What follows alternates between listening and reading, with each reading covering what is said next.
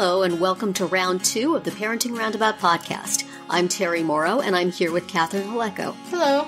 Usually on this podcast, we talk about parenting issues, but once a week, Catherine and I like to get together to discuss TV, movies, books, and other entertainment topics because it's nice to talk about something other than parenting for a change. This week, we are continuing our catch-up with the series Veronica Mars. But first, let's talk about the latest episode of Zoey's Extraordinary Playlist. We watched Zoey's Extraordinary Night Out, and indeed it was extraordinary. Yeah, a lot happened. And yes, that was fun. Because you know what? One of the many, many, many things that happened? Dancing. Yes, dancing happened. Dancing happened multiple times. Yes. Yeah. They've been saving that up. Thank you very much, Mandy Moore. I know all that movement in the other episodes was technically dancing and technically choreographed, but this is what I've been waiting for. Yeah. So, this was fun. Lauren Graham gets out there with a Kesha song. Hi, I would not have guessed that. Yeah, and it was, you know, fun with all the dance numbers and all the plot and all the stuff happening, and then just so sweet at the end. I just swooned. Yeah. Nothing like a guy standing outside a girl's window singing a love song. I never really quite realized that 500 Miles was a love song. I remember it from back when, but I also remember it from in How I Met Your Mother when it was stuck in Marshall's tape player and played over and over and over again. But that was so sweet. Oh my goodness. Max was the hero for sure. He was, and he did look sharp in that suit. Yes, thank you, Mo. It is my least favorite thing when someone overhears something. Oh my gosh. And also because when the two of them are on most TV shows, people are talking like where it's definitely within earshot and not hearing it. Yes. But then on this show, yes, they're in a party situation. There's like music and a huge crowd, and somehow Jessica hears the quiet conversation that Zoey and her mom have. I know. I'm watching this conversation and I'm thinking, gee, they're having this right out in the open. I hope somebody's not like standing behind a flower display or something and overhearing that. And then they walked away and I thought, shoo. And then they pan up and I'm like, no. And then they pan up to a window, no. And I typed in my notes, no, not an open window. Come on. Come on. Terrible. Really? Not cool. Not cool. That was just, you know, gee, how could we possibly break this situation? Well, I don't know. She could GPS him. He could talk in his sleep. No, I don't know. Why don't they have a conversation about it in front of an open window and she just happens to be standing there? Yeah, that'll do it. Nobody's ever done that before. Not right. Not right. Many, many right things in this episode, but that one, no. Right. And I mean, Zoey was about to have a whole conversation with Jessica, you know, because she had heard her sing. Right. So I don't know what she was planning to say, but I don't know. I guess it wasn't going to be enough for the dramatic purposes. Right. I don't know. It's an odd situation. And, yeah. I would rather Zoey get with Max because he, you know. Yeah. Stands under a streetlight looking up adoringly at her window and singing things in his head. He's extremely sweet. He is.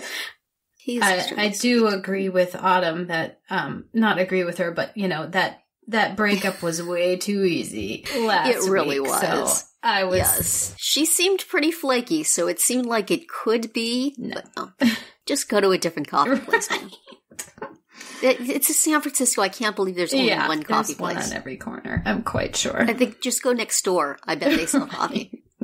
You know, there's probably a coffee place in the lobby of your building. Mm-hmm. Well, and then there's coffee in the building. They have a cereal bar. That's right. Probably have a coffee pot somewhere they'll scare up for you.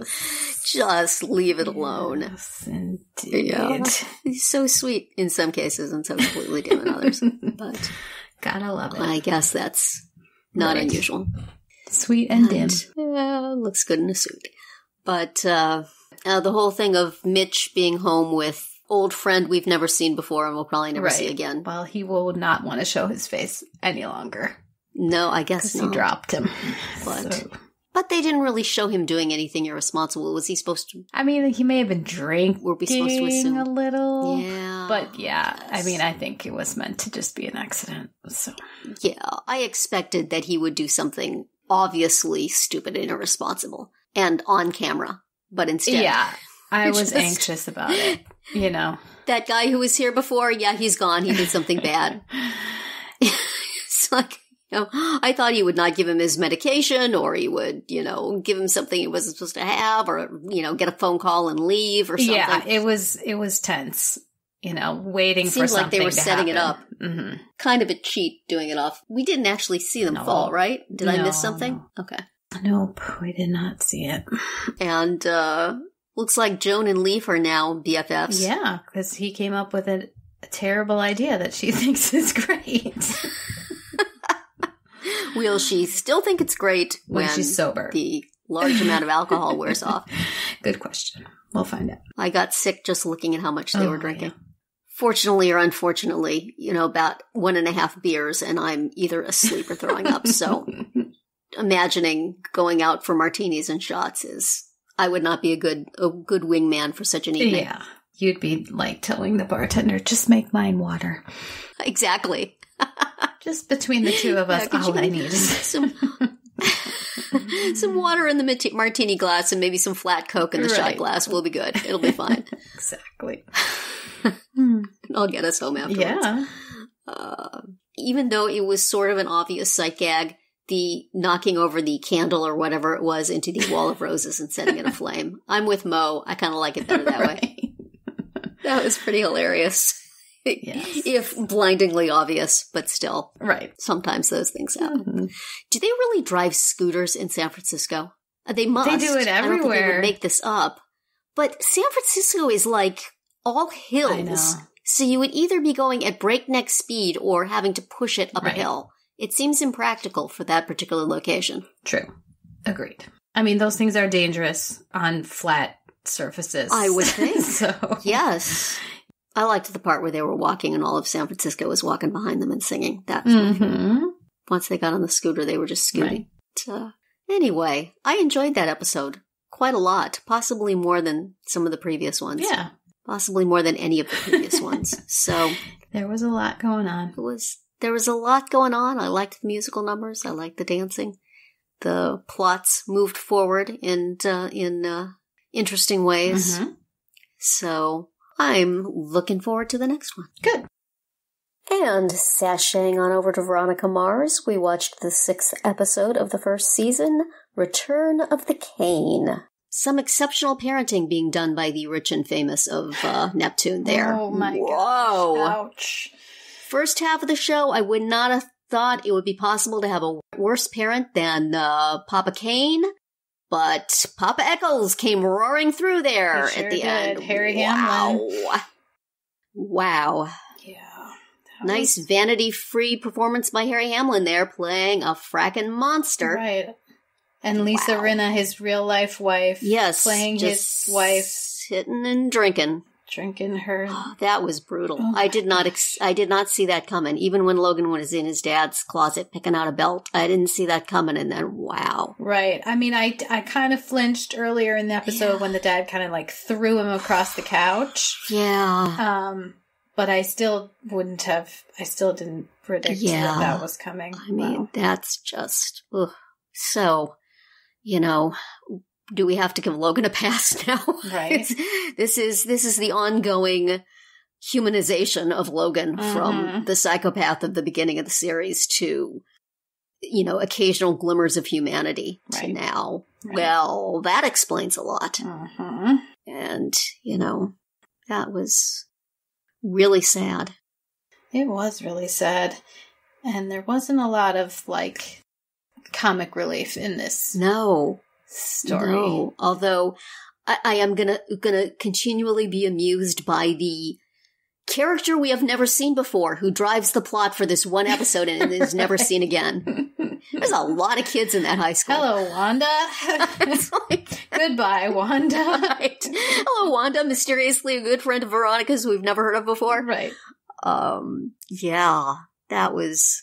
She's off to go wherever Paris Hilton went, I guess. That's right.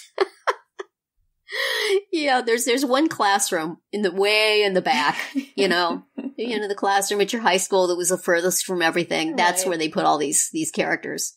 Even the little freshman kid is in there with Wanda and Paris. The one with the trans mom. Yeah. Right. And Luke, the steroid dealer. The unfortunate steroid smuggler. Steroid dealer. There's one big detention hall for all the used characters in Veronica Mars. Oh my. And yet Papa Mars could not be more adorable. Yes. Ongoingly, even though he's the one who talks about child services coming. Right. Oh, sweetie, you think that serving your kid a sundae for dinner is the worst parenting you could do in Neptune? Yeah. We can challenge that pretty easily. Yeah. And even though it did not involve physical injury, just Duncan's dad pushing. Oh, golly. Right. That kid needs to just, take off somewhere and get away. For sure. But it was incredibly predictable that he was going to do something, worthy about the Pirate Point thing at the end. I thought he was just going to eliminate them, but that he had a better solution. Yeah, so that was predictable. And even though it came to a bad end, Logan, but he was saying that his dad was in $500,000. That was wonderful. Yes. That was wonderful right up to the point where it was not. Yeah. So what a screwed up town this is, man. Seriously. This is not good. When, Weevil of the motorcycle gang is, the goodest good guy. Yeah. And he's the one who taped Wallace to a flagpole, but right. He seems to have a conscience. I know. He's the one you go to when you need to be set straight. And Jane Lynch. Hey, Jane Lynch. Right. Jane Lynch. I think she's probably now going to go to that detention hall with everybody else, but nice to see you one time. Yeah, we only have the one teacher, Sydney Poitier, who's the one who is consistent from, and I guess the vice principal or whatever. Yes. Yes, the wonderful teacher who stands up to bullies and the vile ex-principal who encourages them. Right. And, my husband and I, after watching this, had a little conversation about cheerleading and whether it's a sport, and that maybe it is now, but when we were in school, cheerleading was that girl. The girl that was on Veronica Mars, that was cheerleading. Right.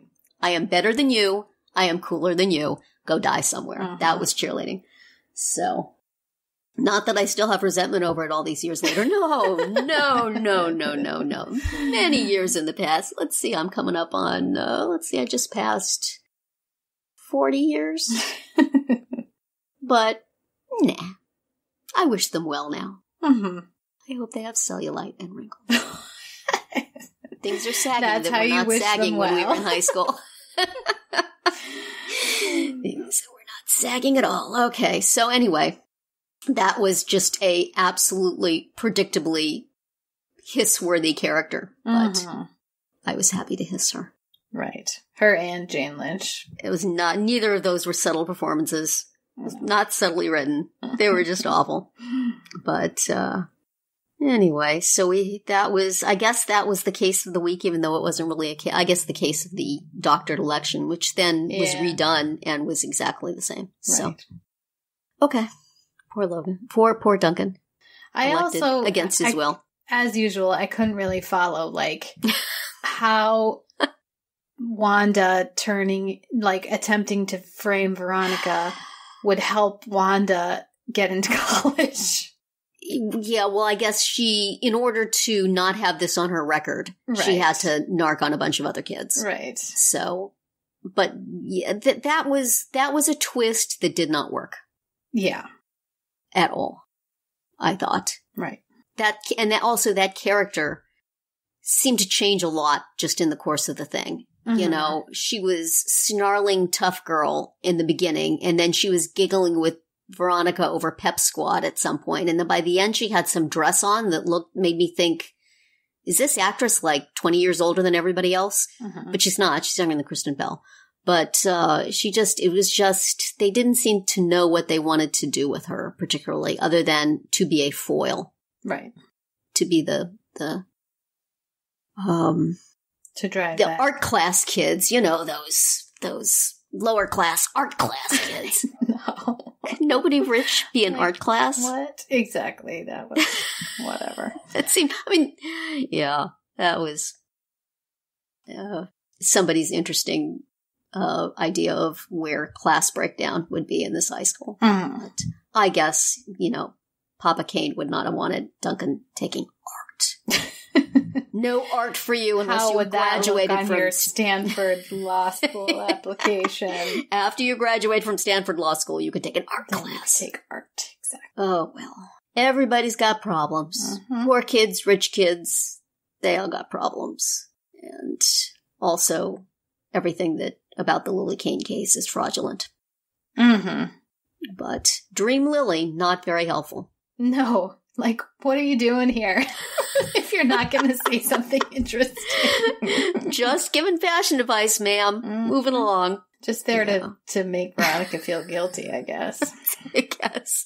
It's like if she's going to haunt people, she could at least, drop some clues. Yeah. But no. Nice to see her again, though, after she had last week off. Right. Boy.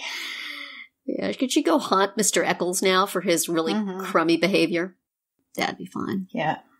Sounds good. So, but little hints dropped that there was something going on with Lily and Weevil. Mm-hmm. I thought his tears at the memorial service meant something. There you go. Maybe they did. Mm-hmm. So, we shall see. Yes. We shall see more, anyway. Probably not everything, but some things. They may just ditch everything that was happened in this episode and do something else. You never know. But next week, we will talk about the 7th episode of Veronica Mars, which is called The Girl Next Door. And we will also talk about the 7th episode of Zoey's Extraordinary Playlist, Zoey's Extraordinary Confession. Dun, dun, dun. That's going to be it for our round 2 today. Please subscribe to our Parenting Roundabout podcast so that you won't miss any of our episodes. We have something new for you every weekday. As always, you can find recaps, links, and an opportunity to comment on our website at parentingroundabout.com. Goodbye, Catherine. Bye, Terry. Goodbye, everybody.